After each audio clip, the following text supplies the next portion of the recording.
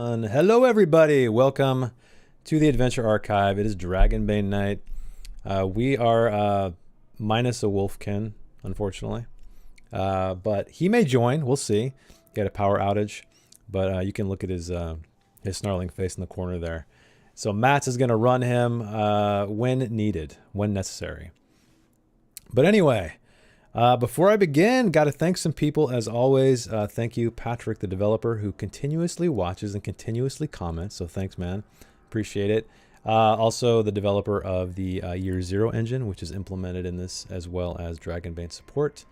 And, oh yeah, Andreas, Mr. Andreas, the fine musician who composed the Dragonbane soundtrack, as well as Heimat der Katastrophe. And Noel, which we are listening to right now, music for dungeons. So go check them out. I think there's a commands, actually, if you guys want to check out the links. Let's see. Does this work? Oh, I guess we don't have the bot up. Oh, wait. No, it does. The bot is up. So go check out their dungeon synth. Really cool stuff. What else?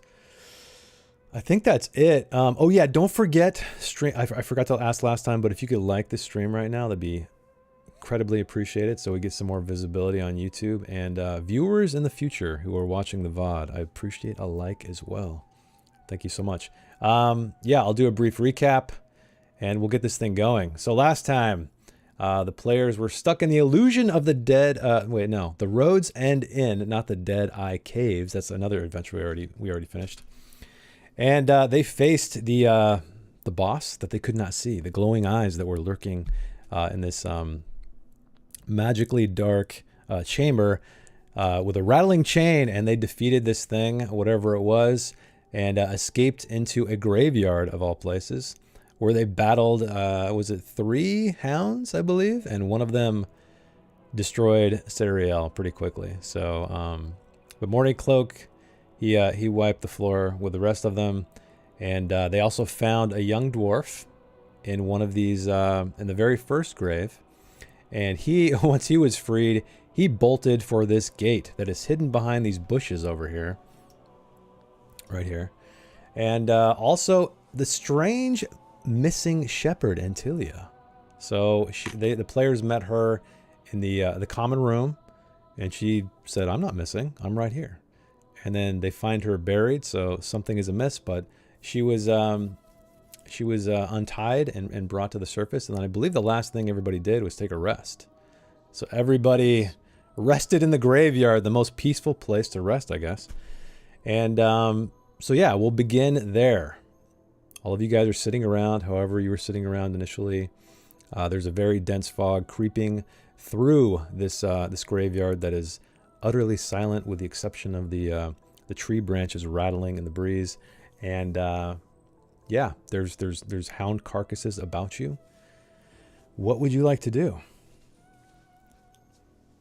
Well, I think that Darrow, as we spoke about earlier, I think that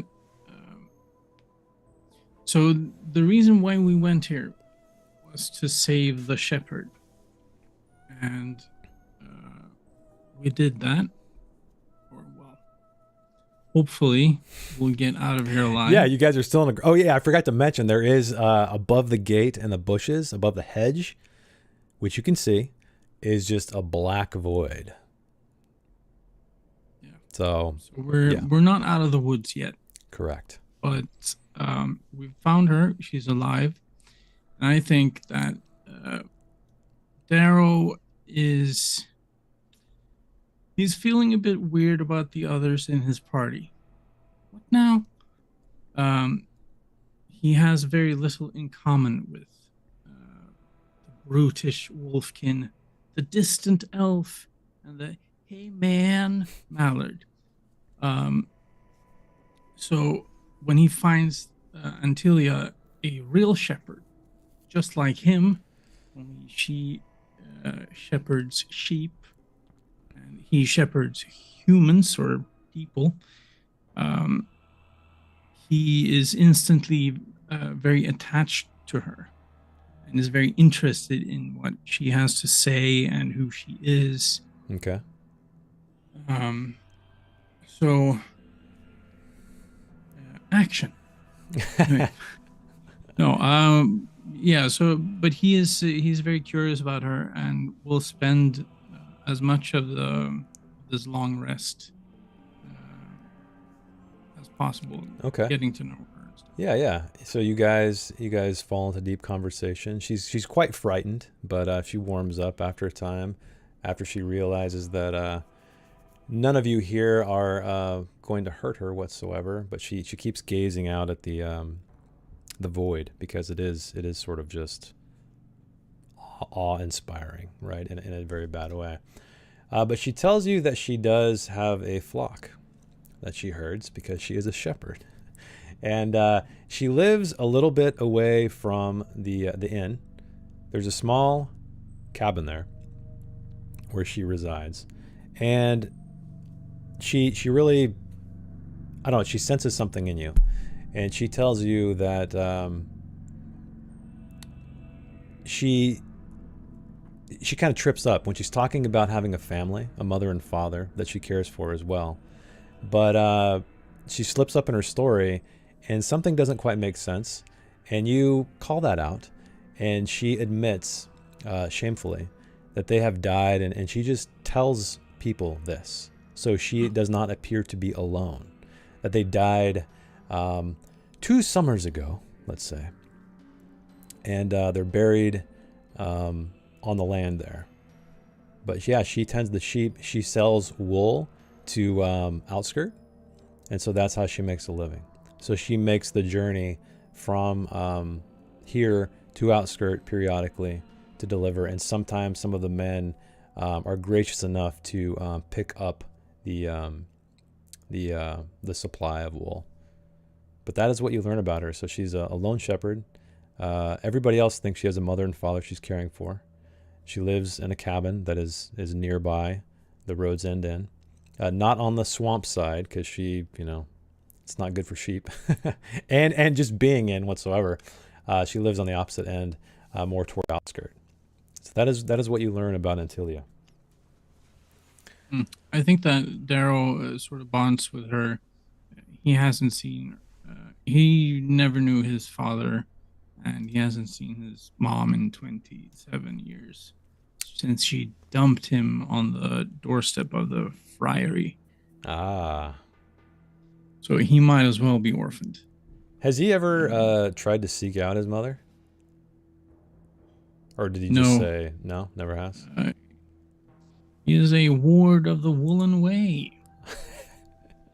I like the WWW. Yeah. I like that. Yeah, so no, I mean he is a brother of the Woolen Way. He is sort of just like in Game of Thrones. He has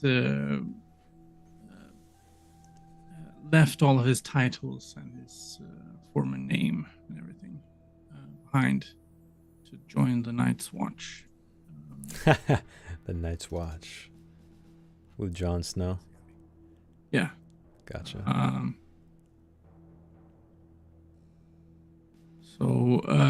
Yeah, so I think that they can bond over that. Okay. And he says that, he prods her a little bit. Not, okay. He's a shy boy, but he kind of wonders if she maybe would be interested in visiting Outskirt when he gets himself a house there. Oh, so you're saying you're setting up shop there? Well, not shop, but I guess you're planning to settle down. Yes. Okay. And maybe she would be interested in, seeing the city life, the high life of living indoors. Oh yeah, that's another thing that they bond over. She probably sleeps under the stars a lot, just like him. Okay, yeah. Yeah, she tells you she would be happy to visit you sometime, because again, she makes frequent visits to Outskirt. And looks forward to whatever house you were able to procure, perhaps. If there are houses to procure in Outskirts, Yeah. he has no idea yet. Yeah.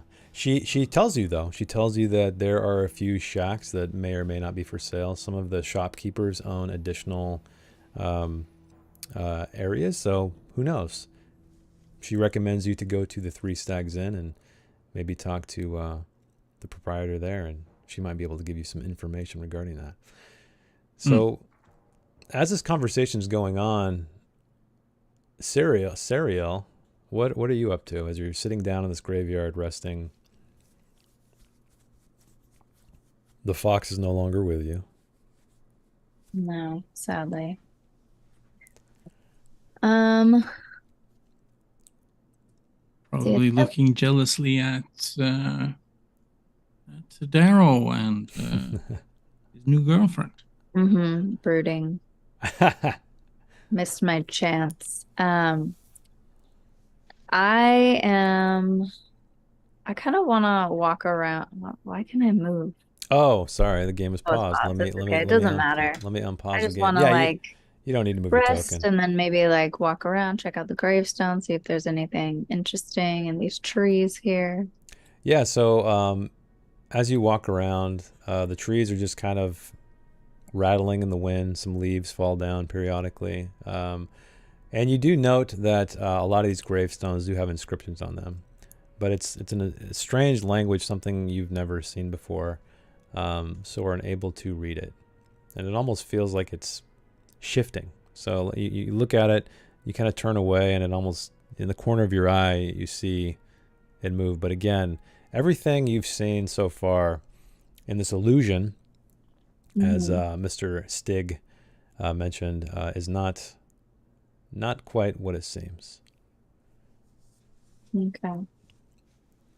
But apart from that, you follow around the stone wall, which is covered in moss, and you can see over it. And like I said, it's a short wall, and you can see just a black void, even when you look straight up.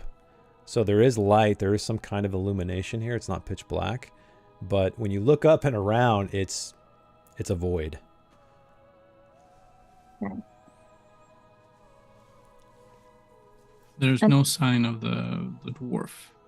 Correct. Yeah. Walks around He dashed right through here in a flurry of leaves, and you hear a as this gate opened and closed. So Louis, what is little Louis up to? I'm gonna be practicing my newly acquired bone flute, Okay. but I also want to check, is there anything in the grave that the dwarf was in? No, you look down there and it's just soil and a subtle impression or depression where he was. Oh, there we go. We got the. Oh yeah, there's a roll command chat if you'd like to. She rolled a 1 for the bone flute. So. I thought that was bad at first, but I forgot we're playing Dragonbane.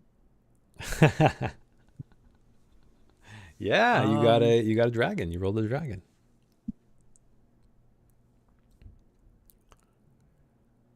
Okay, so you're just kind of practicing with your little bone flute. Yeah. Okay. Does it seem like, can we tell what type of time of day it is? Like, is there any because indication? It's again, it does feel like evening. There's a thick fog everywhere, but when you look up, it's just pitch black. I mean, there's no stars, there's no moon. You've never seen anything quite like it. It's just like looking into just this void of nothingness. If we were to have a sense of time, like how long we've been in here, what would that? I would say probably a few hours. It's tough to tell because again, there's no sense of night and day. However, when you were in the original room, you did see an evening sky outside. So, and there was that room with a gallery that had a moon overhead. So Right. It appears that this place is pretty much veiled in evening. But yeah, I would say a few hours. And then you guys ended up sleeping entire night. That's what the last thing you guys did. So you're So fully yeah, rested. Louis. Yeah, he's fully rested, but he's gonna be kind of thrown off because it's kind of been nighttime a little too long for Louis. He's like he chills with the day, you know, and so the forever night is it's a little freaking him out. So he's gonna be kind of pacing around a little bit. Okay. All right. So if you guys would like, we can pass time. What would you guys like to do next after you kind of rest your weary bones? Knowing that Antilia is with you, she seems extremely frightened and keeps, you know, her gaze keeps darting toward this gate, as well as the dwarf who ran frantically through it. What would you like to do? I think that Darrow would suggest that Morning Cloak steps through the gate. Morning And- Cloak steps through the gate. Yes, all right, I'll do it. Okay. But yeah, that they go through the gate as a group. Okay, so Sariel, Louis, do you guys want to do that as well? Like follow along with Morning Cloak and Darrow out the gate? Yeah. Yeah. Okay. I will take your hand, Antilia. Do not be frightened. Okay, so let me switch scenes really quick here. You guys end up. Let me zoom in.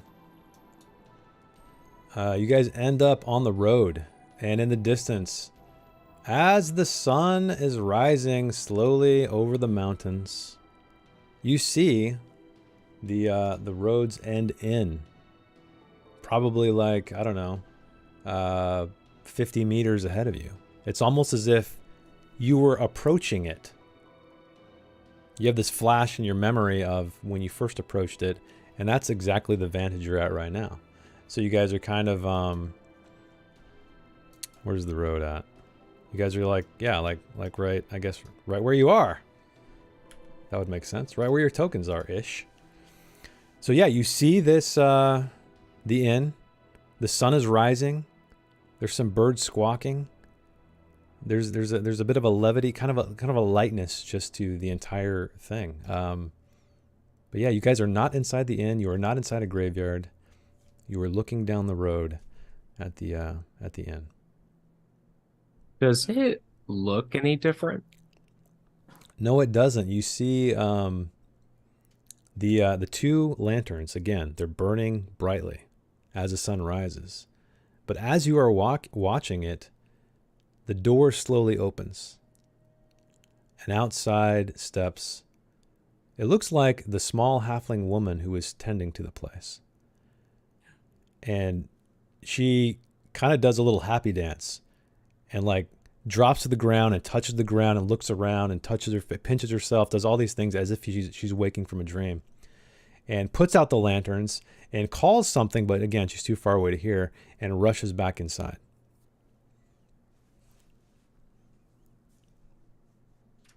I vote we get breakfast because I'm starved. And I'm gonna start my way towards the end. Okay. What about the rest of you as Louis heads off toward the inn that you have just already been in, but then exited? This is tricky. I mean, we killed the hag. So perhaps the magic is gone. On the other hand, the hag was locked up. She was chained to the wall by someone. Presumably Helemi. The lady who just walked out of there.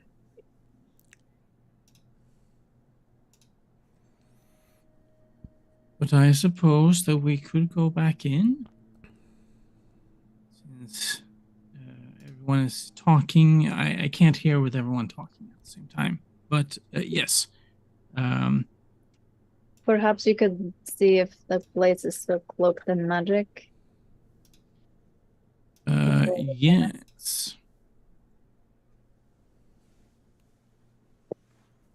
But I would have to walk inside first. Okay, so I you would guys... have to walk inside first. All right, so do you guys want to enter? All of you? Or just Darrow is going inside? Well, Louis already there. He's getting breakfast. Maybe I'll wait out here. Okay. I'll enter. All right, Louis, you enter. And I'm guessing Darrow, you're following as well, right? Yeah, I'm gonna cast Protector on myself. Okay. What does that do exactly? So you protect a person or place no larger than a human from magic. Power level of all spells cast at the person or place is reduced by the power level in Protector. You can also use the spell to protect against magical attacks from monsters. Okay. Oh, this was the potential game-breaking spell we were talking about. That's right. So out there, Dragonbane support, Patrick, whoever might answer this question. Yeah, it seems like because this entire place was affected by magic, would Darrow casting this spell, because would you say it protects a place, right? From magic? Well, a place no larger than a human. Oh, So, that's right. Not So a house. the question was, if you guys were in the illusion, if you cast it on like Sariel, for instance, would she like blink out of it, right? That was the question. Or would she just see through the illusion? Yeah, or that. And if that was the case, we could just tie a rope to her, and then, we could tie a rope to everyone else, and then she could just lead us out of there. Yeah, that's a good question. And maybe that's up for me to decide. But Dragonbane experts out there, let us know in the comments what you think about that spell and this adventure. Because yeah, that's a crazy concept that could potentially work. Maybe maybe adventure breaking, but maybe a cool a clever way for a player to finish the adventure, or well, not finish it, but I guess you just leave and then it would still be cursed. But anyway. Yeah. So you guys... so I'm going to roll that. Okay. And I succeed. Yeah. All right. So you step inside. And I might as well load up the... where is it here? The roads and here we go. Let's activate this scene. Oh. Hang on. Let me delete you guys from here briefly. I forgot. You guys are it remembers where you are, so let us go back here. Let me drop you guys back in. So Louis is in, Darrow is in, Antilia followed you in as well. And where is... Oh, I got to bring my token in. There we go. Okay, so yeah, you guys are back in this inn. Yeah, all of this... There's patrons here, as far as you remember. The one thing you do notice... So Helmi, she kind of is looking around, and she opens the door and looks outside and steps back in. Because again, it appears as if these people could never leave. I can't remember if you guys discovered that or not. But that's kind of what you're reading when you saw Helmi do the same thing. Like they're very gracious to be able to go outside. So spirits are high as they can be. You do see another individual, though. You see the young dwarf that you saved from the graveyard sitting beside Stig Stonehilt over here. And he immediately walks up to, I guess Louis, you're the first one. Oh, Master Mauled, I'm so happy to see you. I believe you and your friends, you solved the riddle of the illusion of the old hag stare. Are you sure we're not still in the illusion? Oh, I'm quite sure. My boy is here. He vanished from so long ago, and now he's back here. Oh, and he starts like hugging his boy and this and that. Let me repay you. I have to. I must. And what he does, thanks again, Patrick, for this hint. So, wait, what? Oh my God, he hands over to you, Darrow, a grimoire.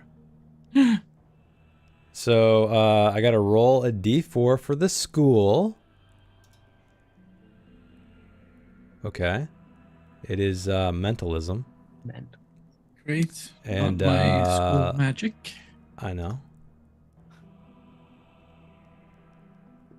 The Spell rank. spell rank is some magic tricks. So this is 2, and 1 is the number. So the GM chooses or randomizes exact spells. Okay, well, considering you look at this thing and it's not something you recognize, but that doesn't mean you can't learn these spells. So we'll figure out which spell is in there. And the second thing he draws and presents you is 3 gold coins. He's patting himself and looking for stuff, and oh, I'm sorry, I just it's all I have. That's 3 more gold coins than I had before. All right then. Shake him down for the rest. You're gonna shake him down for the rest? Breakfast on me. What do you say? I think perhaps we should tell the others to come inside as well. Now that the danger is over, they surely need to eat. Darrow says, and then pops out to get the others to come inside again. Okay, so Morning Cloak enters. Sariel, do you enter as well? Yeah. All right, so I will add. Thank you, Darrow. That was very kind of you. All right, let me Yeah, add thank you, madam. Sariel. You're in the inn. All right, so yeah, Stig. He talks to Helmy. She looks a little. She looks excited, but when she sees you guys, she looks a little, I don't know, troubled as well. But she rushes back into the kitchen. She comes out with whatever you guys ordered, free of charge. Yeah, so you have steaming plates in front of you, and she Take seems 3 of what I had last time. Okay.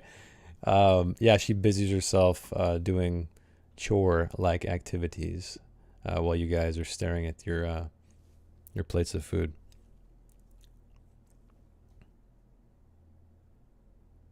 You also see, I forgot to tell you, the man and the woman who you never spoke to originally, but you saw in 2 of those paintings. They are still sitting over here at this table.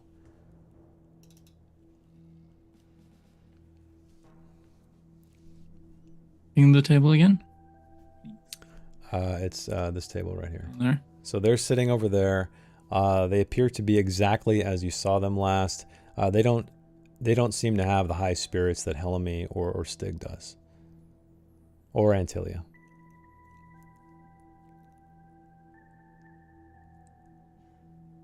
Right. Darrow is going to strike up a conversation with them. Okay. What ho? What ho? The man looks up. Oh, go ahead. Yes, no, oh, sorry. I did not mean to disturb you. You look familiar to me. Have we met before? The man looks up at you. He looks extremely tired, just preoccupied with something, as if he's lost in thought. Oh, no, sorry. I haven't seen you before. I have a face that, looks like everyone. I've been told. I see. Have you ever modeled for any artists, any painters, perhaps? This is the first time you see a little crack of a smile on his face. And it was quite the struggle for him to do, but he says, no, why do you ask? Because I have seen you. I have seen you and your wife here. In paintings. Paintings? Yes. Where did you see these paintings? In the basement of the inn. So you say this, and his eyes widen, and you distinctly see sweat beading on his hairline, and he brushes it away. Look, it was a mistake, okay? It was a mistake. We What thought was a mistake? my son Kale, he went missing. And we only assumed it was Stare, the hag. She looks about the bog and is always appearing to be up to no good, and well, we did a very terrible thing. And he kind of looks down at his plate. We Did you do? we locked her in the basement of this inn. And she perished. She didn't perish until Morning Cloak over here bashed her head in. What do you mean? She was That's- alive. I saw her myself with my own eyes. She was lying dead, chained to the wall where we put her. When? When? It's been... Yes, what, a few hours ago? Because a few hours ago she was alive. So Trying to kill us all. when you say when, he it's like he's trying to identify a period of time, and it's completely lost to him. He's like, what? I don't remember. I feel like I've been here forever, sitting at this table with this terrible burden. And he kind of holds his head in his hands, and his wife is massaging his shoulder.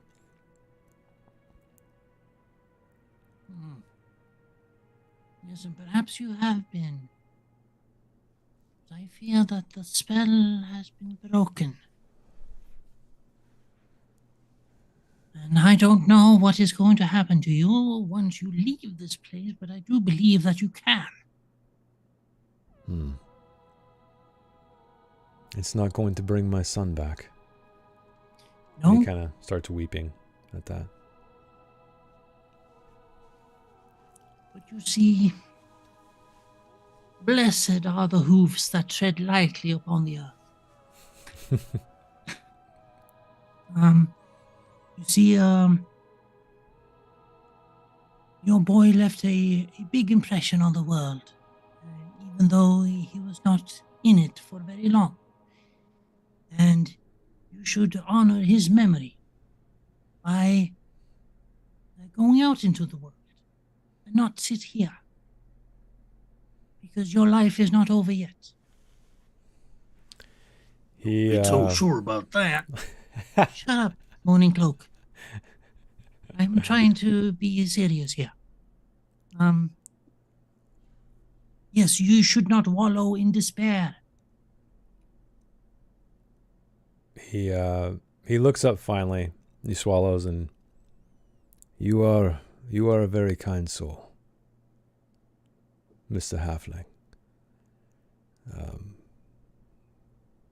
I will heed your words, and I will go outside. And he stands up, and he starts to walk hesitantly toward the door. And his wife, they kind of they're holding hands, and as he passes, their hands separate. And she finally gets up and follows him out. They open the door, and the morning sunlight spills into the room. And they're kind of basking in it for a moment, just standing at the threshold. And he kind of he hovers his foot over onto the pathway, the entryway, almost as if he's not quite sure that it's real, like that he may just fall into a void of some kind, or water. But finally he gets the courage, and he steps down, and he just you can see like his tense shoulders just kind of release. He almost deflates completely, almost falls to the ground, and he stumbles his way out into the light. And his wife turns around at you, Darrow, and she's smiling brightly, and you can see her eyes are wet with tears. And she follows her husband out into the light. Ask their names. Okay.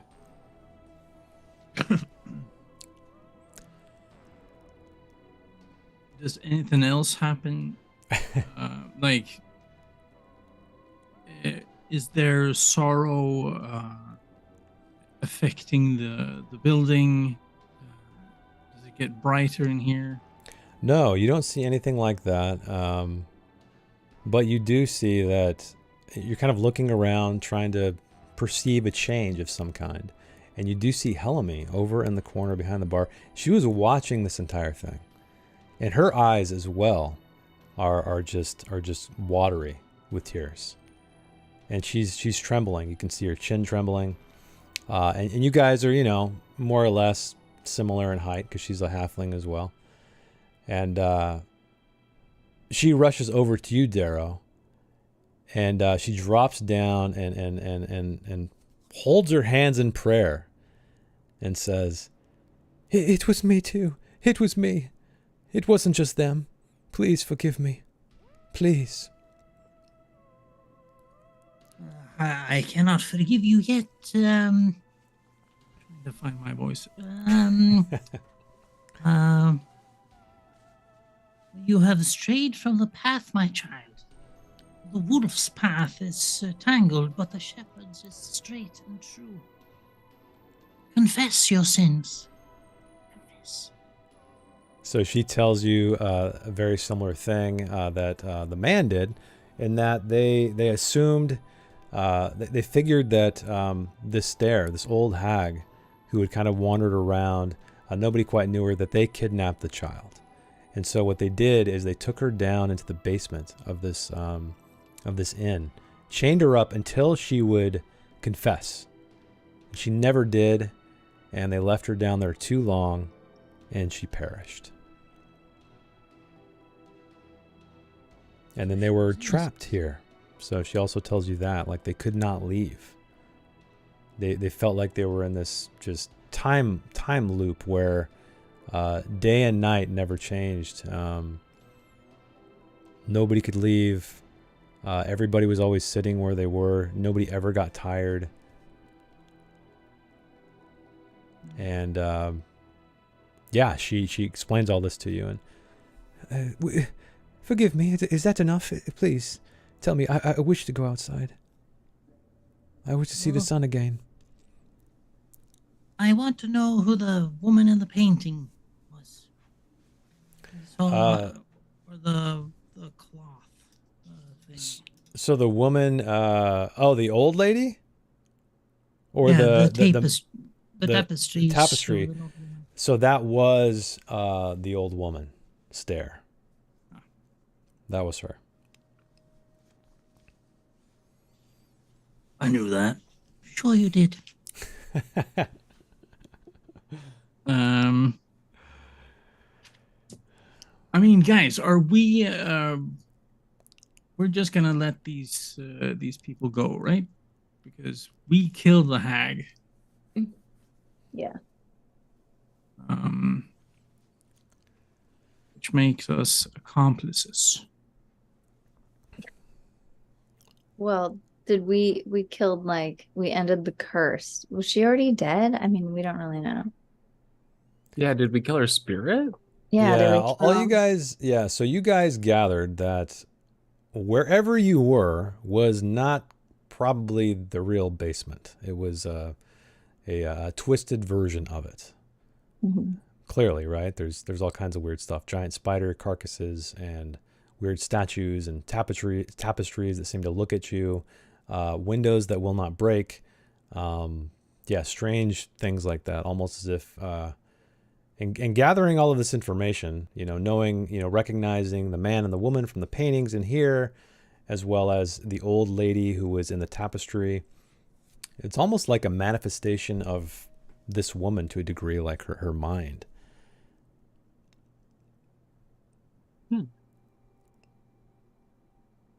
Oh, you're on mute, Darrow, I think, if you were saying something. I am not. No. I am reminded of a book that I once read called The Woman in Black. Yeah.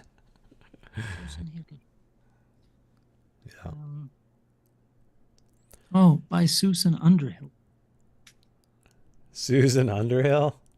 Yeah. I like that. I like the halfling joke. they ever say if they buried the body? No, they left her.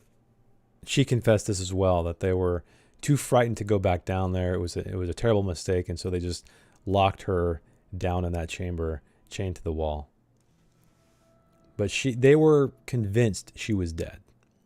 But when you guys were in that area, you encountered something that was clearly maybe undead, but not living. Not unless you guys know some people that have glowing eyes and magical darkness. Maybe we should go down to the basement, give her a proper burial. Seeing as we did kill her and all. That is a good idea. I do like that idea. I should go first this time. No, I should go. No. I am protected by magic. From magic. Perhaps the illusion will not work on me this time. If an illusion is still there, we don't know. Fair enough. Okay, so Errol walks very confidently. If Antilia is watching, I got this. Yeah. so Helmy, she, do you ask her to go to the basement, or what do you just kind of barge into the back room and look for it? I guess we can ask her. She can probably take us there. Yeah, she of course, and she kind of saunters away down, and then she goes into this area, and it leads into, there's like a little anyway, there's a little trapdoor, leads to a basement. You guys find yourself not in a room. Okay, it looks very different. You're looking down a staircase that is lit by torchlight. You go down it, and there's a storage room, and then there's another connecting door. And Helmy, like with a trembling finger, points at it. She's in there. And there's a key sticking out of the lock. So this is definitely not the basement you guys journeyed through whatsoever. It's a very smaller version of it. Master Louis, will you do the honors? You're muted, of course. Mutes in the chat. No! I went so long. Yeah. Let me prep really quickly. And Louis gonna take a big old hit from his majestic pipe and then go open the door. Because he's also kind of afraid of the undead. Okay. And you noticed your little flute is silent. And you remembered that it was playing a very melancholic tune when in the presence of those skeletons that were the bone shamblers, as they're called. Okay. So you're just going to go in? Yeah. Okay. Yeah, you open the door. You turn the key. You unlock it. You throw it open. It's very dark in here. It has a very musty smell. The smell of death, but old death, right? Not rotting flesh. And you see a bit of the torchlight from the hallway spill into the room. There's a single hand reaching in the light. And it's withered, desiccated, in a claw-like shape. But that's all you see.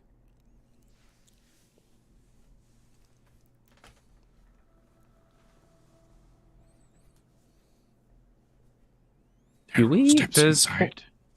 Do we still have a torch lit? Well, there's no. I mean, you guys. I think the torches went out when you. Yeah, right. When you got into the darkness, and I don't think you ever said you lit them again. But you do have torches. And as you guys are standing here, you hear the pitter patter of feet behind you, and it's Helmy. She's dashing back up the stairs, clearly frightened from the sight.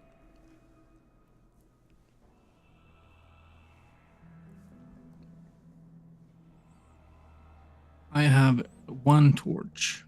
One Yeah, torch. I'll light my torch. Okay. Do you have I guess you can just light it from the torch in the hallway. So you light the torch. Sariel, do you take the lead or you just kind of lean in with your torch? What are you doing? I guess I'll take the lead. Okay. All right. So you step into this room. It has a strange familiarity to it. As you feel almost like you're stepping into a through like coldness. A shiver goes up your spine and you get goosebumps on your flesh. And you see the light continue to spill over this corpse of an old woman. She's face down. She looks very peaceful, as if she's sleeping on her side, with the exception of that singular claw held out that you saw in Ducky or in Louis' torch. She's dressed in a gown. It's just clinging to her body that is absolutely withered away. And she indeed has a chain around her neck, running all the way to the wall where it is bolted.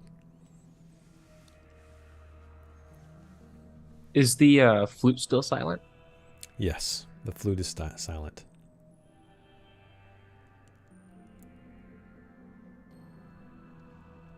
I call back to Helemi to get the key to the chain.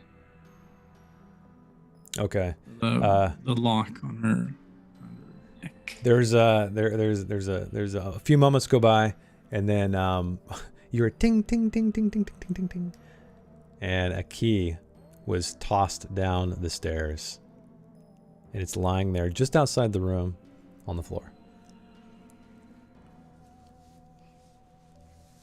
All right. Daryl will pick it up Okay, you get the key.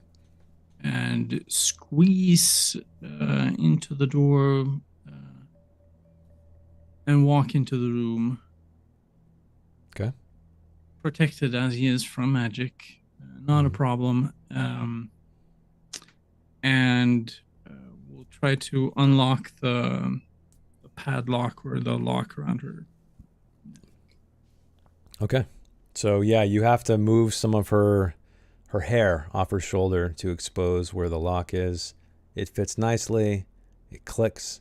It opens up, and you're almost startled because it's as if this collar was kind of holding her in position somewhat, and her head kind of rolls, and you hear a crack of a vertebra. But it is open. There. Now, Master Louis, were you suggesting that we bury her? That we give her a real burial? Yeah. It just feels right to put her to rest. It does indeed. But Morning cloak, carry this, the corpse out back. they should be the one to bury her. Oh. That is a very good point. Helemi! He shouts back up. Get your ass down here now. She makes her way down, again hesitantly. She's very frightened. She's shivering, taking the babiest of baby halfling steps into this room. And she screeches and covers her eyes, but she's standing there just trembling. What I forgot to mention, after you did this, Darrow, after you unlashed her, you got a better view of the room as you guys pushed in a little further. And you did see 3 dogs dead, lying on the floor, been there a very long time. Their skin is withered over their ribs. And they look familiar, however in a different form. They're very reminiscent of the hounds, however a more normalized version of the hounds that you saw in the graveyard.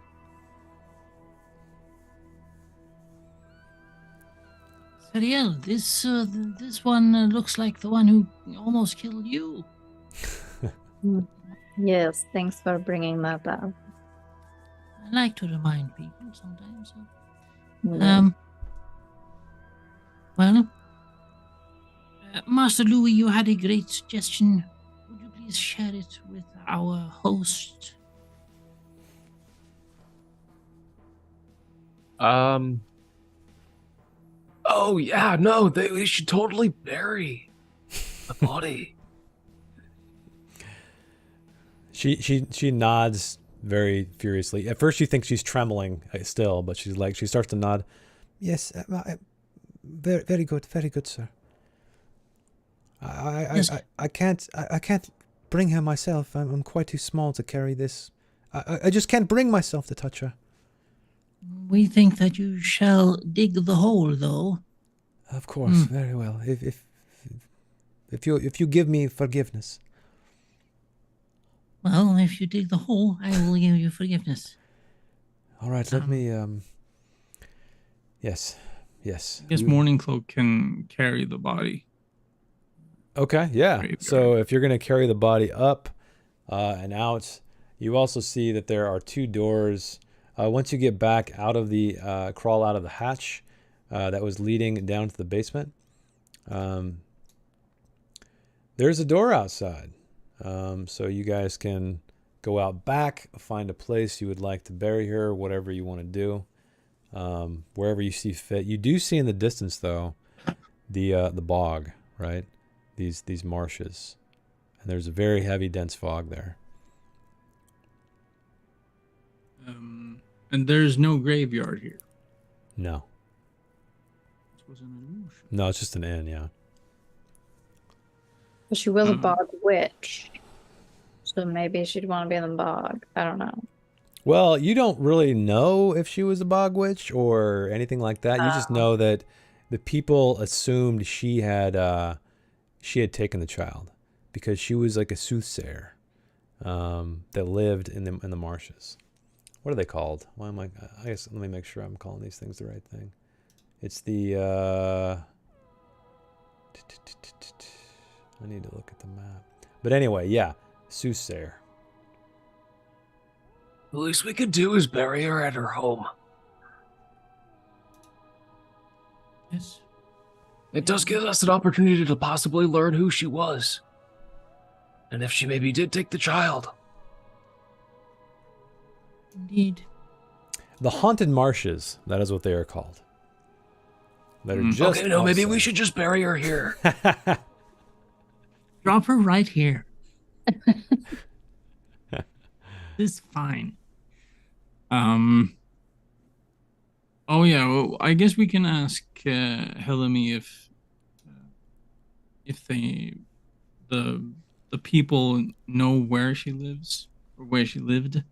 The Yeah, hut. she does not know. She always came from the marshes, but nobody ever wanted to venture in there. So perhaps somewhere in there, but they don't have an exact location. Where did they snatch her from?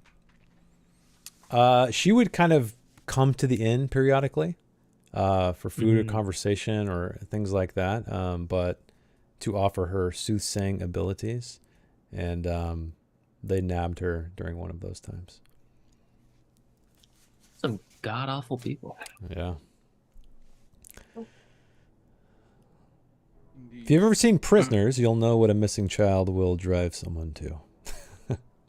A really good movie. Yeah, great movie. Yeah, I mean,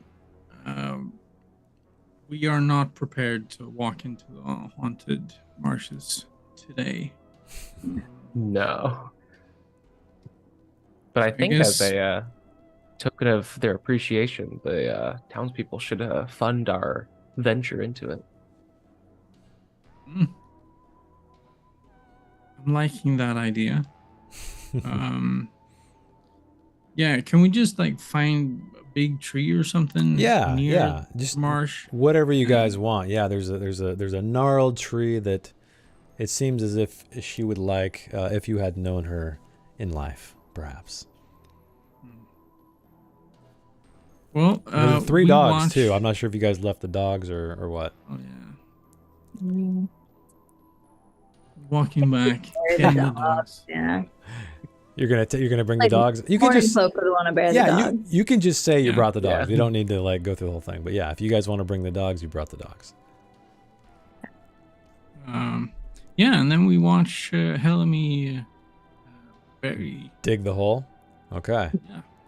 It takes a very long time. She's a small woman, but she gets it done.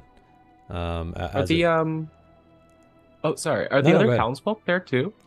No, you guys did not summon anybody. So there's no real townsfolk. There was people in the common room. There was Stig, his son, the man and woman that Darrow spoke to that went outside in the front door, and then just some people milling about inside. But yeah, nobody followed you guys to the basement or out the back door with a body or anything like that. And Okay. some fool let the man and the woman just walk out of there. Damn it, Morning Cloak. Wait. Oh yeah, that was me. That was me. Yes. Well, I guess Morning Cloak can help. I think he grows impatient. Okay. And, pushes her out of the way. It's like, This is how you do it. Watch. Huh. yeah. So I think that he gets it done Okay. faster. Okay. So And also, I also- want to ask Antilia if she knew about this, or if she just wandered in off the street. yeah, she did not know about this. She tells you, and she's horrified at what happened and how she associated with these people. She knew about the missing boy though, Kale, but she did not know that this old woman was taken prisoner and chained in a basement, left to die. Interesting. Okay. Yeah, and once the grave is dug, I guess Darrow can say a few words. Okay. You know, You you don't have About- to you don't have to improvise. You can just say he says some words if you want. yes, I guess he finishes by saying that the The shepherd's voice is the whisper of secrets carried by the wind. Very nice. Very nice. And as you say this, a breeze picks up and rustles the tree that she's buried under. And yeah, there we are. So Helmy, she makes sure that the gravesite is nice and tidy. She puts some flowers on it. The man and the woman eventually come over. They see what's going on. They pay their respects in silence, bowing their heads. And yeah, you guys are just standing there as this commences. What would you like to do next? glare at them. Oh, go ahead. Yeah, we glare judgmentally at them as they pay their respects. Okay. Glaringly, Louis going to play the non-copyright rendition of Blue Oyster's Cult "Don't Fear the Reaper" and stop just before the copyright would hit. And then I'm gonna put the bone flute on her grave Oh, wow. Okay. All right. You because do that. I don't want that bad juju with me. Yeah. Okay. So yeah, you place that there. Oh yeah, that reminds me. We found a dagger as well. It's in a box, I believe. Yes. You did. We got the box. Morning Cloak? Yeah. Who took the dagger? I remember Morning Cloak took like an amulet or something he found. I Yeah. don't remember who took the dagger though. That was in the Oh, toolbox with the dagger. I have it. storeroom. You have it. Okay. Yes. Can I sense magic? Yeah. It is. It seems magical of some kind, some sort. Yeah.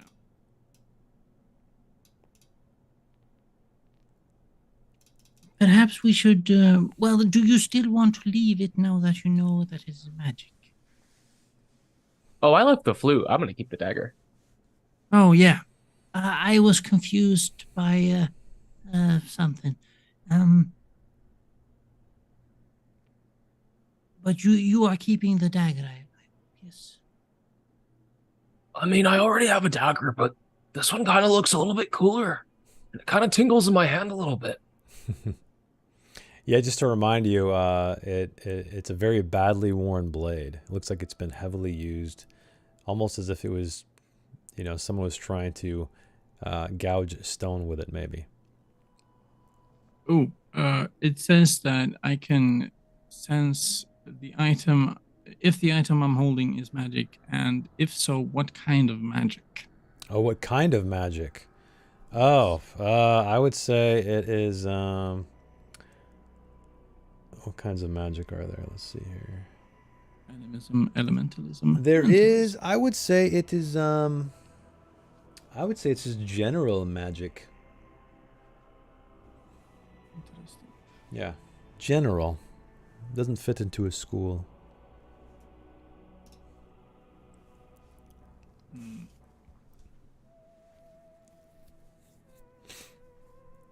Well, perhaps, Master Louis, if you waved it around a bit, maybe, I don't know, tried it out somehow, you could perhaps cast a spell of some sort. That's a really good idea. And Louis is gonna pretend to air drum with it. Oh, nice. And does just anything single-handedly. explode? No, nothing explodes. Damn. You could probably take this somewhere. Maybe there's somebody who could identify it, but yeah, none of your air drumming does anything. Okay. Interesting. All right, we will put that on the to-do list. Okay, so the sun is high in the sky. It's around midday, even though much of the sky is occluded by the persistent mists that are in the Misty Vale. Everybody begins to return back to the inn. What would you guys like to do next?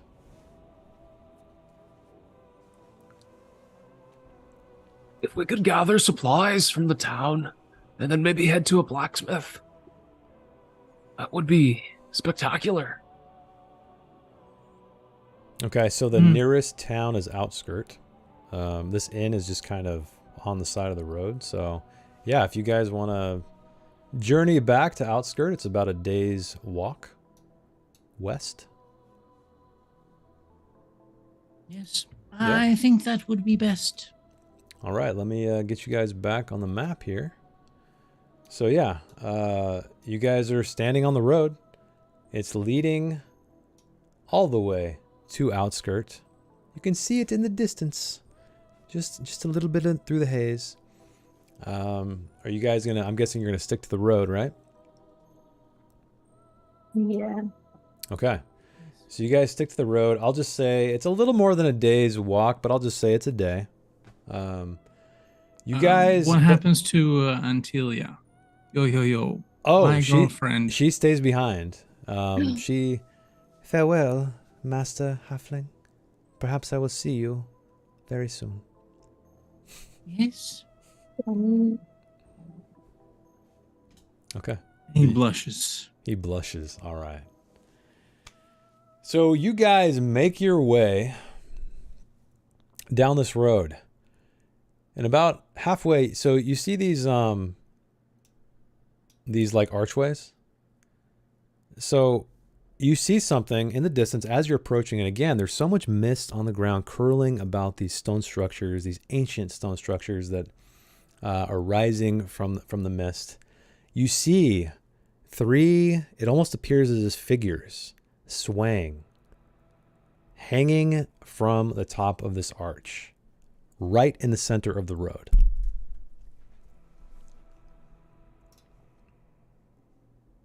Oh no.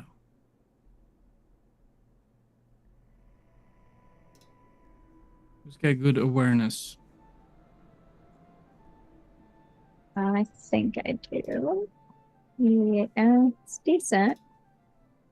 I'll check it out. Just be careful. Maybe I'll poke it with, try to like Poke it with an arrow. So you're gonna walk up to these hanging figures and poke it with an arrow? We'll check it out. Okay. You're gonna get that close to it, to like within touching Well, distance. I'm gonna use my keen awareness to see if it seems safe, and if it seems safe, I'll get close enough to poke it with an arrow. Okay. Yeah. I mean, I won't. Yeah. Why don't you roll me an awareness check? Let's see if you notice anything that is amiss or strange. An 8. You succeed. Okay. Yeah. Everything appears okay. They appear to be dead, hanging from their necks.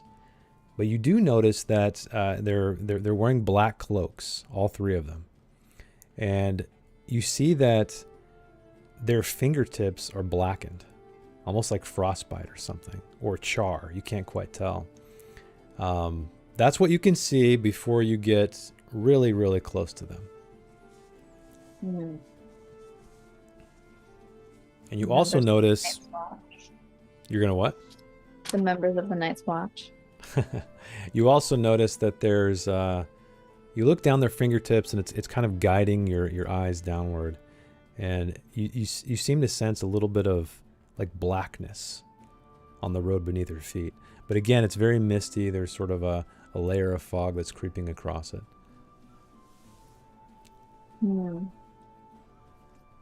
I'll relay this to the others. And how close are you, Sariel, to these figures hanging from the arch? Why do you ask? Well, I'm just trying to like theater I of don't know, the like mind. 5 feet, Okay, so you're really close. Okay. I guess. Well, 5 feet's pretty damn. I mean, you could reach out. It's like and less almost, than an arm's length. yeah, I know it's a little more than an arm's length, but I mean, you're pretty close. I wasn't sure if you're like creeping up and observing from afar, or getting as close as you could before you would see anything, or if you're just like walking up, like whatever, and No, going up to them. I'm not whatever walking up. I'm like cautiously approaching and Okay. assessing the Gotcha. situation. Gotcha. Okay. So yeah, she relays this information to you about the charred or frostbitten fingertips, the blackness right below their hanging feet, and that they're wearing black cloaks, and they're all dead, hanging from ropes tied to this archway. This is gonna get us in trouble. Should we cut one of them down?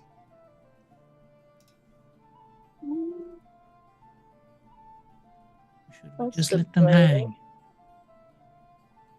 I'm gonna take How out high up are they? arrows. Pretty high, I would say, like off the ground. They're probably, I guess 5-ish feet off the ground. So I mean, you could touch them if you want to. But Can I it's try as to if, shoot one down? yeah, of course. Arrow. So I'll say you just take aim. I don't think you need a roll. So yeah, you take aim. Which one? There's like a 1, 2, 3, left, right, center. Closest one. What was that? The closest one.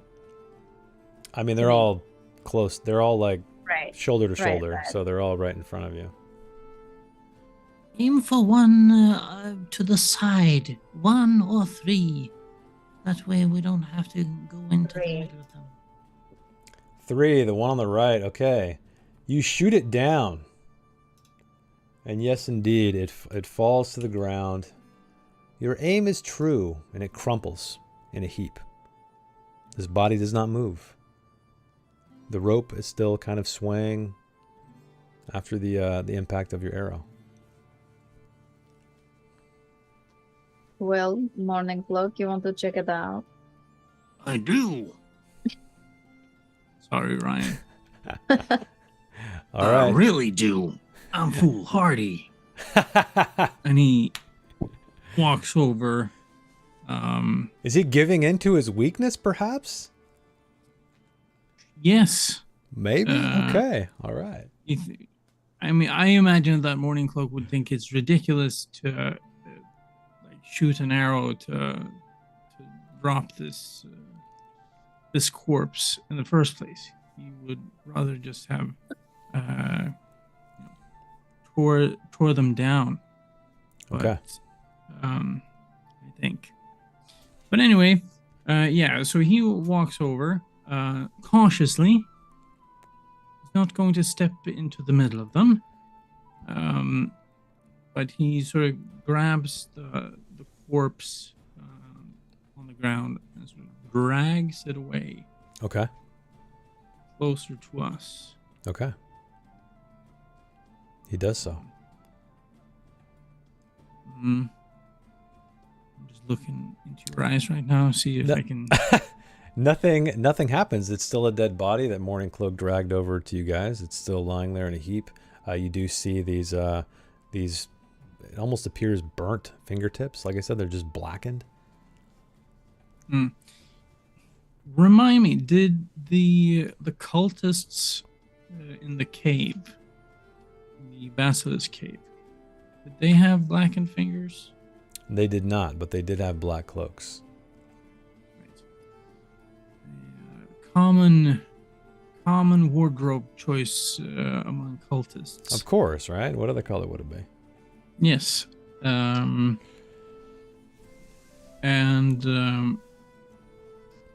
Yeah, I think that Morning Cloak would start to investigate the body.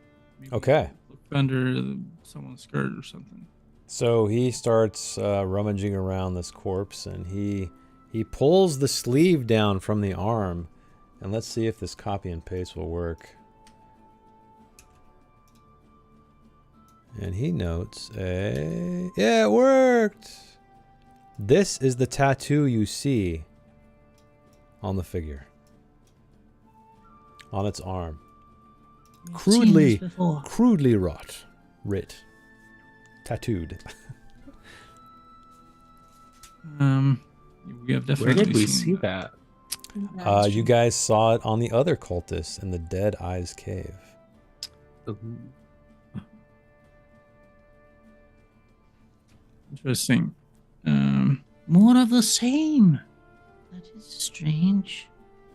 So somebody's going around killing cultists? Whoa. Yes, we are, in fact. Oh, yeah. We don't hang them and put them on public display like this. Someone is sending someone a message. How decayed are the bodies? Or, I guess the one that's down. They're not quite as decayed as the old woman you found in the basement, but they're, I don't know, you'd probably say maybe a few days.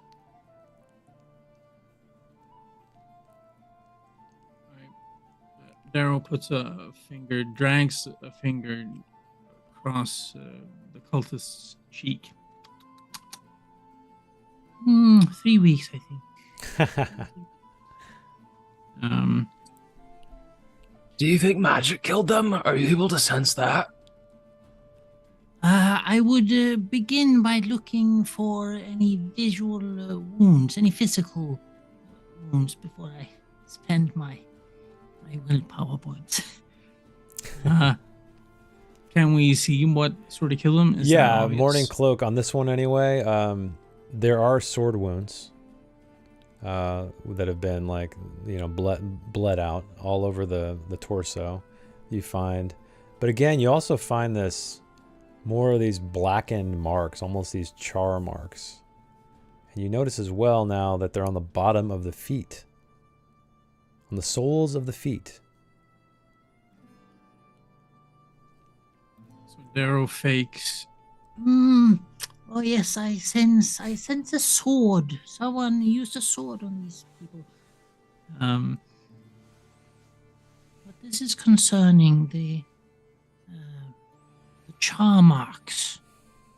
Can we get closer? Does it look like they burned their feet?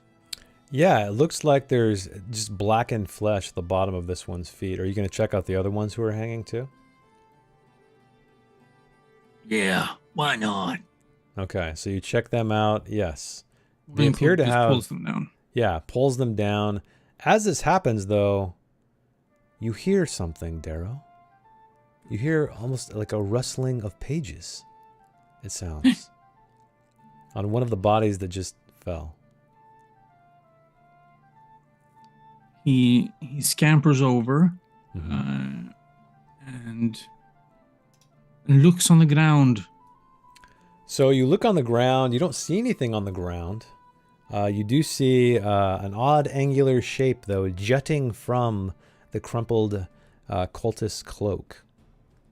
Doesn't look like it should be there. I will open the cloak.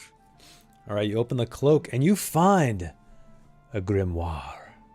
And you get a sense as you pick it up, it has almost like an electrified feeling to it. It's like you rubbed your feet on the carpet and touched somebody. It's like, pzzz, but then it dissipates. So this is a grimoire, which means the way in this game magic works is you can learn the spell that is inside this thing with a, I believe it's an intelligence roll. Yeah. So yeah, you open the. I guess do you open this thing up? Yes. Okay. Of course. This Of is the course. most interesting book I have ever seen. Okay, you open it up, and yes, indeed, there is a singular spell in there. And the very last line is kind of a scrawl, as if it was written hastily. Would you like to roll against this spell to see if you may learn it? Yes. I believe Just it an intro. is. Yeah, so let's see. Languages are the same way as teacher, but you must roll against languages instead of int.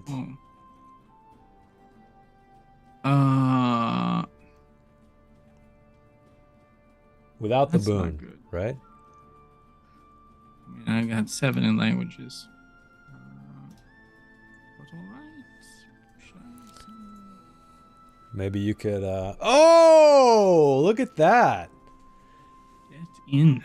It Nice. flies off the page at you, and you just see what you see is a flash of lightning before your eyes.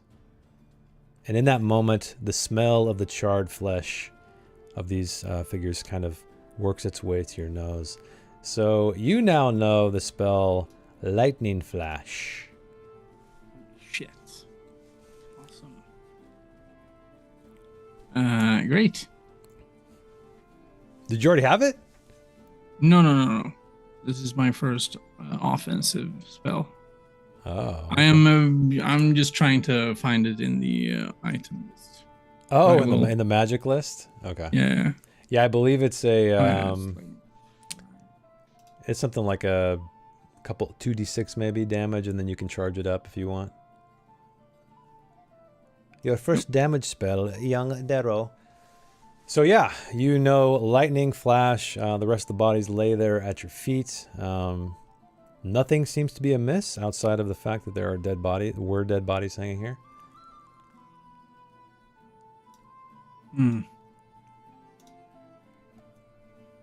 So I'm curious, like, does it look like someone are there signs that someone burned, like, did they burn themselves or did someone else, like, torture them? So after spending some time here, you're deducing that it looks as if they were murdered because they do not have any swords on their person whatsoever. All of them have gaping sword wounds. However, you do see though that there's charred flesh on all of them. So you're not sure if maybe one of them tried to cast this spell on the offenders, and maybe it went foul, perhaps. Maybe it was a magical mishap of some kind, and backfired essentially. But maybe not. That's kind of what you think might have happened. Yes. Someone has perhaps been experimenting.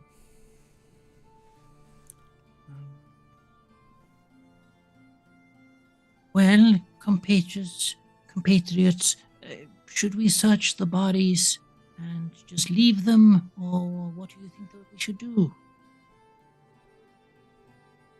These are cultists, after all. They deserve nothing good, in my eyes. Maybe we can get Elamy to bury them. Yes. Enemy? Let's say we search the bodies and just leave them to the side of the room. Okay.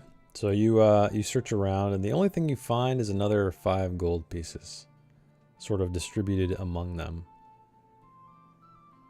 Excellent. So you guys, whoever wants to take that, if you guys want to distribute it amongst yourselves, it's up to you.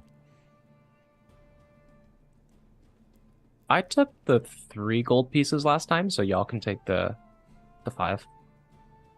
Okay.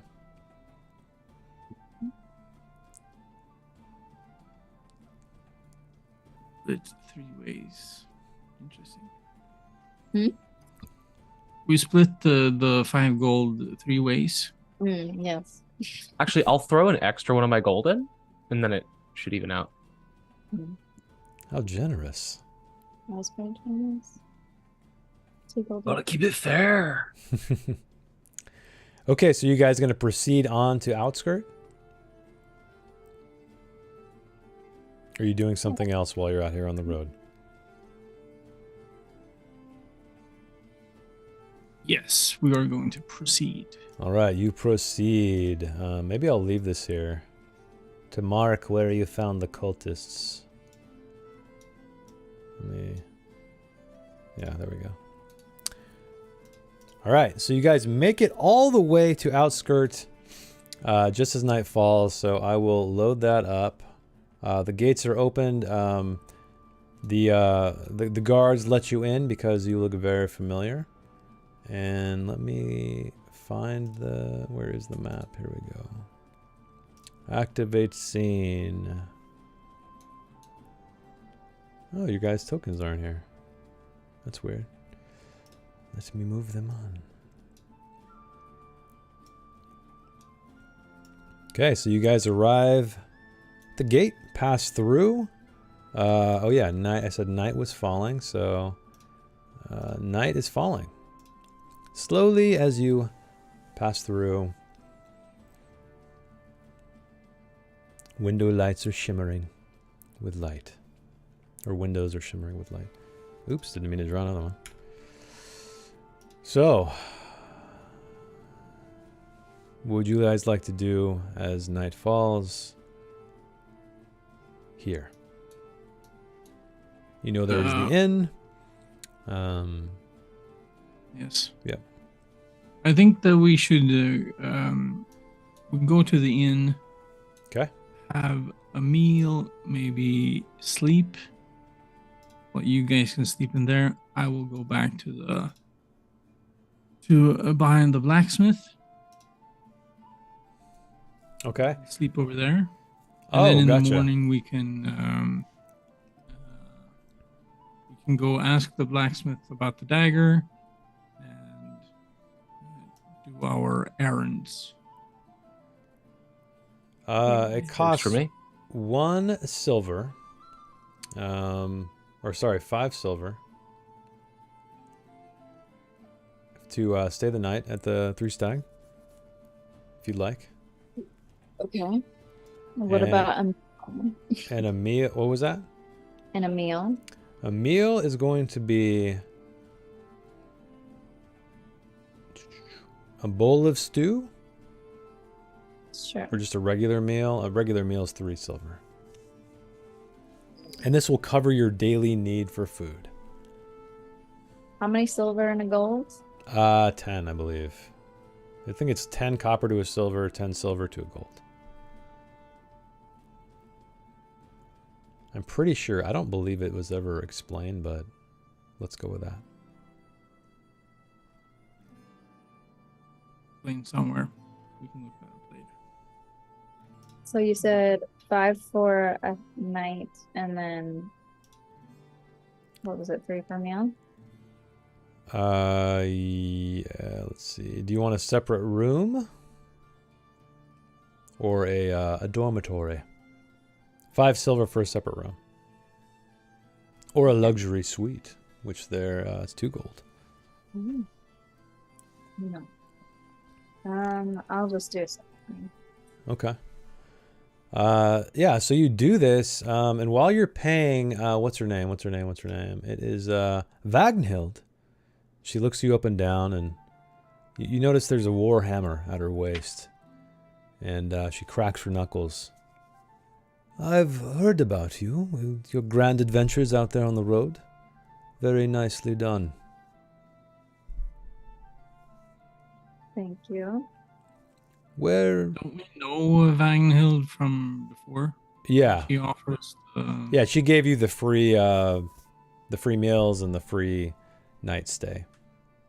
We had a little possible thing with Morning Club. Yeah. No. Yeah. So Leonara, Oh. was that her name? Anyway, the other woman, the one who was meeting you out by the gate and being very kind of sus. Yeah, she was the one. Sorry, Annabella, that was her name. So Annabella, yeah. Slipped him her phone number and the food. Yeah, that's the one. She's there as well. She looks like she was about ready to leave. Like her shift was over, perhaps. But then she notices you guys and comes over. And so Darrow is off somewhere else, right? Right now, he's outside by the blacksmiths. Yeah. Left him out there. And Morning Cloak is inside, clearly. She walks over and says, Hey, babe.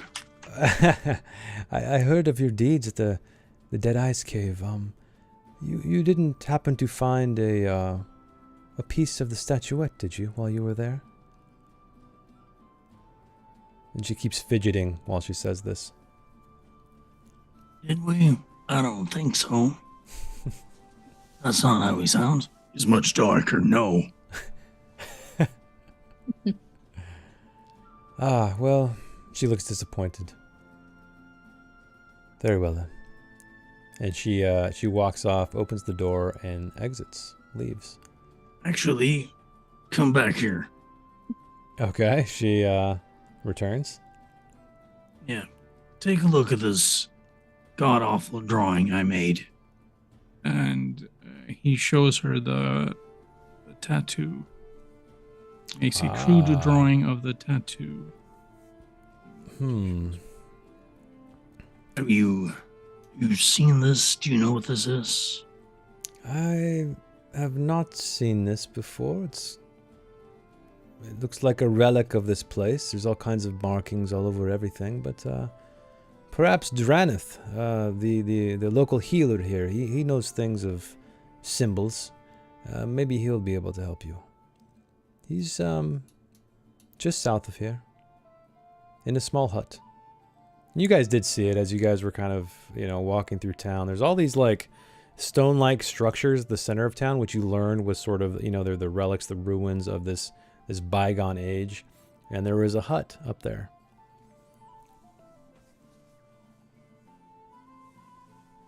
Interesting. Right here. All right. Thanks, babe. All right, she and don't forget the statuette pieces. That's it's very very important. Yes, very important. And she kind of like shakes her head and then walks out the door.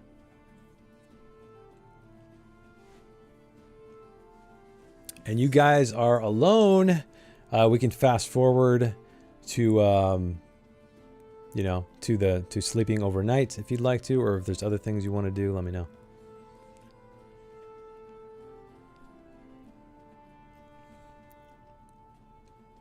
Nothing that I want to do. Okay. That's all. So, you guys sleep peacefully without event. The sun wakes you streaming in through your windows in the inn.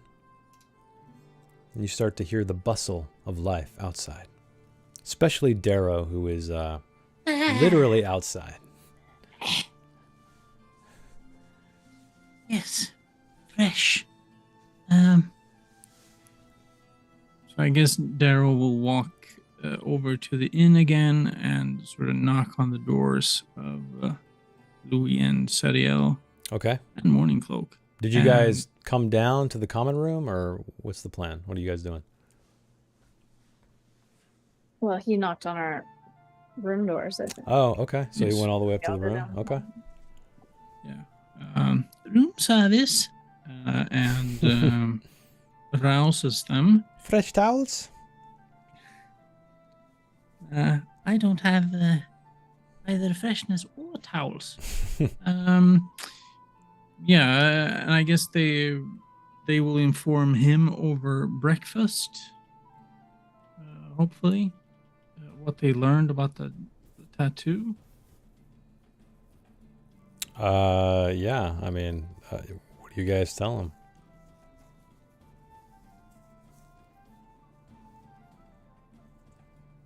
Well, should we check out the healer first or talk to blacksmith? Why should we check out the healer? I am the healer. Well, what are you Yes, talking yes, about? but he might know about the tattoo. Oh. I see. There's another healer, first of all, which I don't like. Zero, don't take it personal. You're the best healer. Yes. Everyone I- knows. I suppose we can go talk to this other peasant healer. Is there a library or archive in town?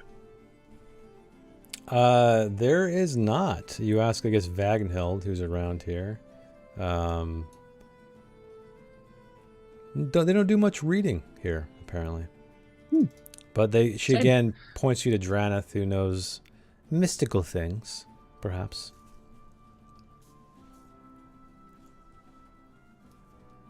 Interesting. They might be able to identify the dagger.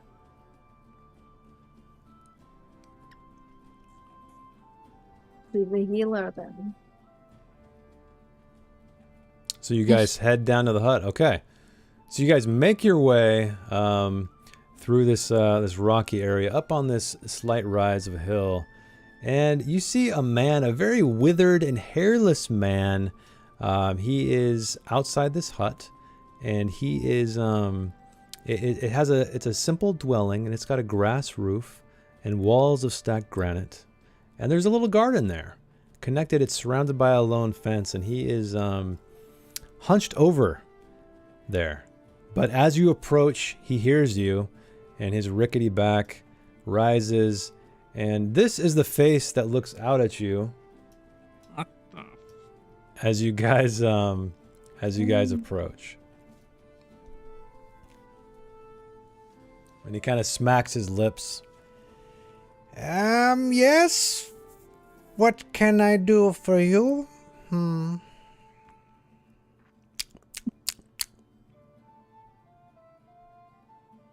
We have Darrow is not pleased with this.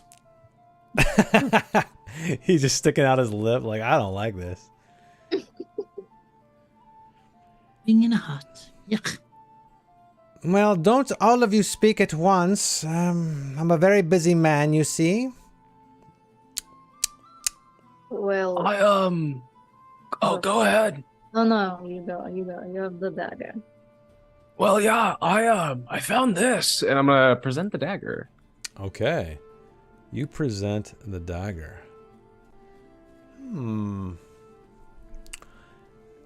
Interesting find here. Let me take a closer look. And he has very, like, as you see in this picture, he has very shadowed eyes. You can barely see them in the deep sockets. And he gets really close to it and looks in it. Well, I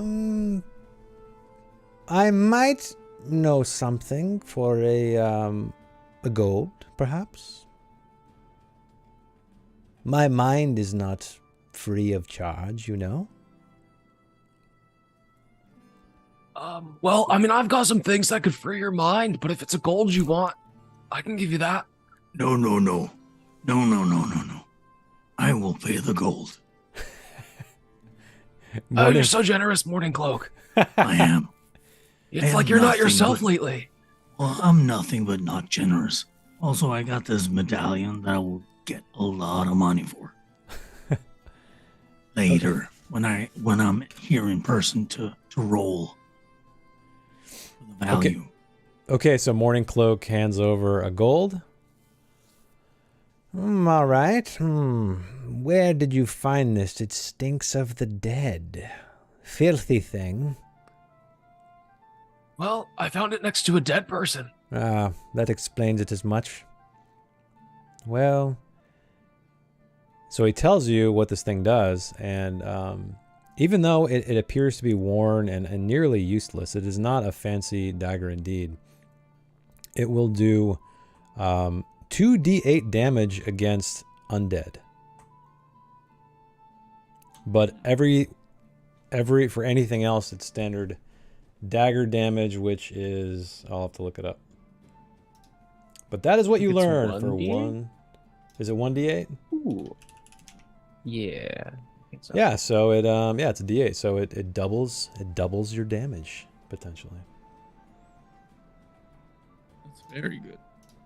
Yeah, and he kind of goes on to tell you, you see that it is blunt. The tip is not fine in the slightest. Make sure you keep it that way, because the dead, they particularly the ones without the flesh, pointy things don't do so well against them. So make sure to never put an edge on this blade. Right. Understandable. Anything else I may do for you, fine folk, before I get back to my my gardening, my herbal things, and get back to my sweet bun inside that I just got today? Actually, yeah, I have one more thing. I have this basilisk fang, and I was wondering if it's special in any way possible. Ah, he kind of recoils as you hold it out. It's not special in any sense other than it is the tooth from a foul beast. But maybe someone, can fashion it into something if you'd like. Maybe So no magical Ulvar? properties? No, nothing that I can see. This is just a... Oh, God, I don't know how you can keep this. It's so foul. No magic. Please, put it away. Aye.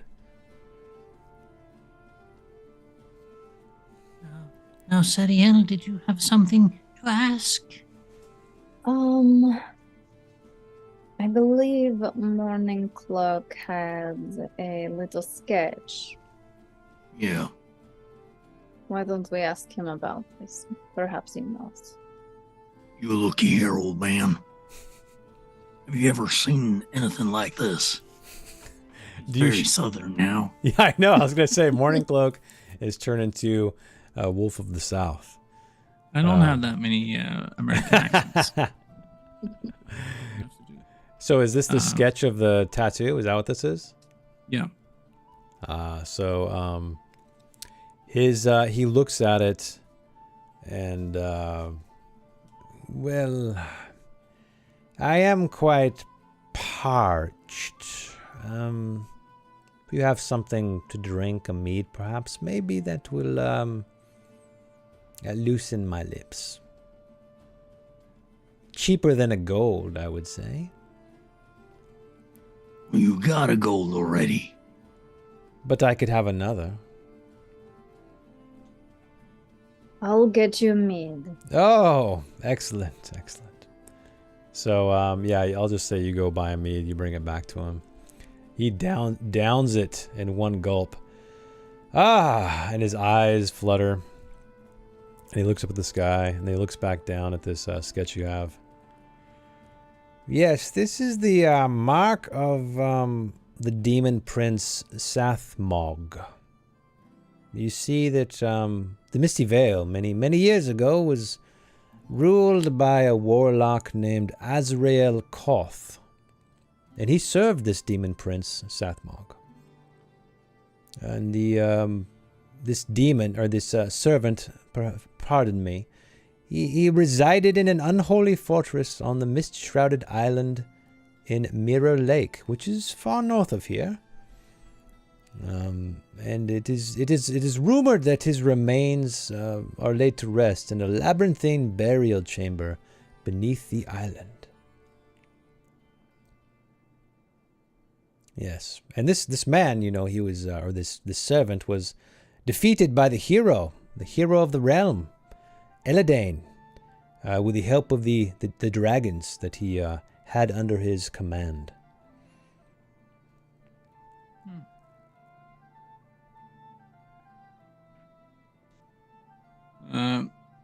Darrow. Be wary of this symbol. Where did you find it, may I ask? Not anywhere near here, or inside outskirt, right? No. All right, good then. Just on the outskirts of outskirt. Ah. Dark times indeed. Dark times. Well, you be careful out there. Listen here, old man. Asks Darrow. What is your most powerful healing spell? Ah, you want to know some of the art, I see. Well, maybe I will teach you some of the arts. All right. He lists off these spells that he knows. Dispel, Protector, Magic Shield, Banish, Ensnaring Roots, Lightning Bolt, Lightning Flash, Treat Wound, Heal Wound, Purge, and Sense Magic. Those are the spells he knows. Interesting. All right. And this heal wound you mentioned. I happen to know the spell of treat wound, or shutsor, as we say.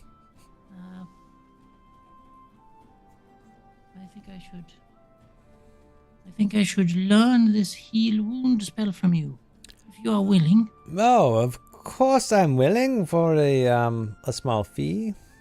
3 gold coins should do. I can do that. It will take 6 hours, of course. Well, that it does. I will be out of commission for the duration. Yeah, but we yeah, can- definitely make a roll against int with a boon. Yep. So you're gonna do that. You can do that right now. Sure. Okay. So make your roll. Success. So you learned the spell heal wound, right? And then the rest of you, do you guys want to just let time pass? Is there anything else you wanted to do while this learning of the spell is taking place?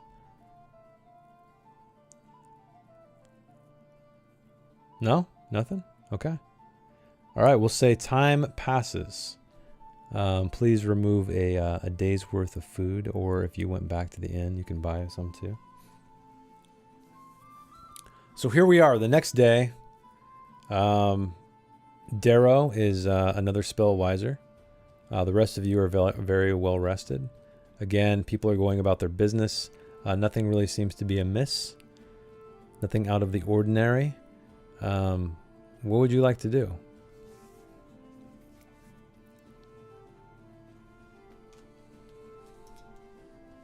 I'm still curious about that hag's house.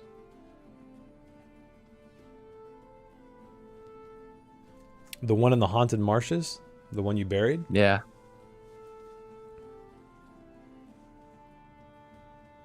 Okay. Just in terms of like points of interest that we could. Yeah. So, I mean, you can ask okay. around for rumors of different areas if you'd like. Or I know Darrow wanted to maybe look for a house, see anything about that. Let me know what you guys... we can kind of just speed through it if you want. Yeah, I'll. I mean, Oh, go ahead. I would like to ask Vagnhild. Vanghild. Yes. Yes. If she knows who to talk to, if there's a mayor or like a town elder, someone who sells plots of land. There's no mayor or anything like that. People just kind of govern themselves for the most part. This town is made of a bunch of different wanderers that have settled here. But she does tell you that Master Ulvar has an establishment that is vacant that he owns that may be for sale. And he is the guy right across from the Three Stags, right at this right across this village square right here by where the statue is. Right here. Oh, interesting.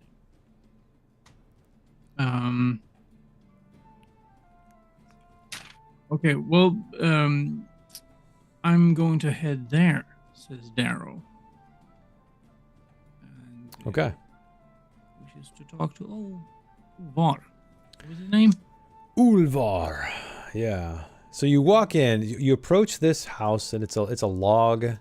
It's a windowless log building, and there are roofs. There's grass growing on the roof, and there's goats up there feeding on the grass.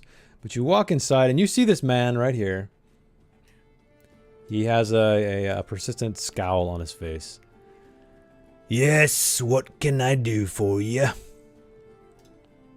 Well, what ho, master. I don't know what it is you do here. Oh, I carry all manner of things. Things for the road, things for the home. What can I do for you? You are some sort of a general store operator, perhaps. Yes, if you would like to be so general.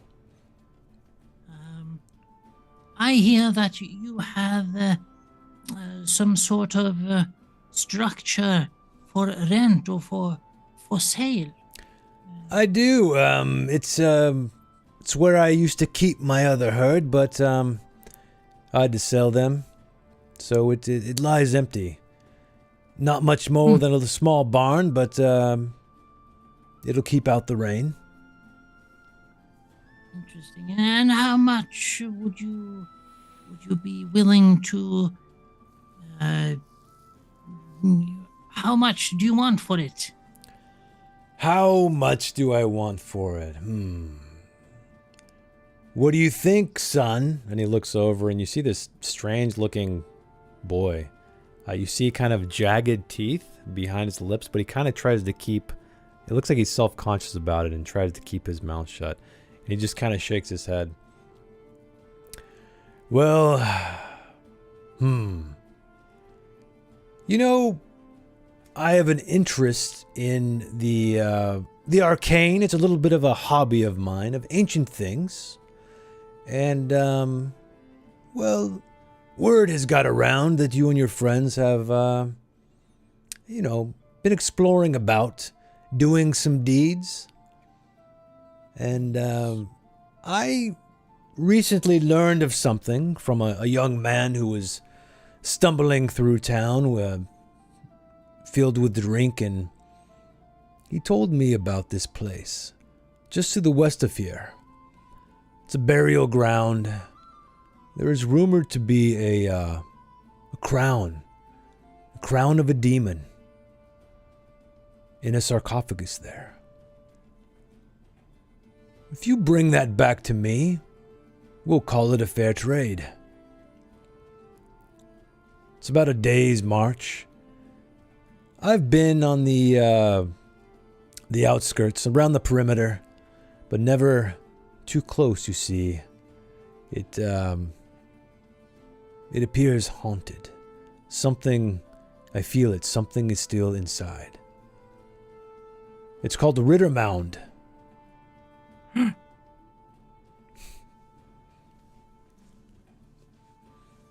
Freeze for credit roll. That is interesting. What do you want with this crown from a demon, sir? Well, as I said, I'm a collector of sorts. You know, you can see my goods, and he kind of spreads his arms, and you see his very nicely arranged goods on the walls and on the shelves. But I bore of the mundane, and I've been talking to Draneth a bit, and he's given me a bit of the lore of this place. And you see, at the very center of town, there's this great ancient structure, and I feel like I want to be a part of that world. In some small way. I see. Well, I will talk with my compatriots and we'll see what we'll do. You know, Very we are a well. democracy.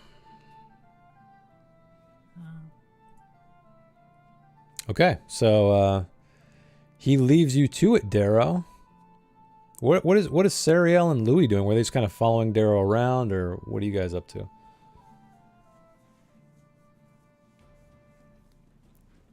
Yeah, I will keep them. Yeah, same. Okay, so nothing. Okay, so Darrow, I mean, presumably you divulge this information to your party members, your companions. Yes. Yeah, I mean, it depends a bit on what we want to do. I think Morning Cloak should have a say, a real say in this, Okay. Yeah. where we go. So you guys have another rumor of a place to visit. Ritter Mound.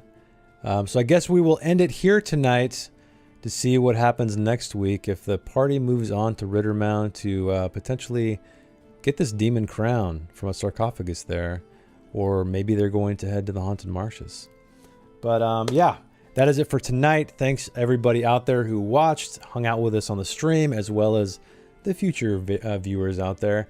Thank you to Patrick, as always, for this amazing system, Dragonbane support, the developer as well of the Year Zero engine, which is implemented here, and Heimat der Katastrophe, and Noel, as well as Andreas, who composed the soundtrack. So, and thanks, Jacob, for always being here, man. Appreciate it. Yeah, that's it. I think there's nothing else to say until next week. Does anybody else, any players, have anything? No?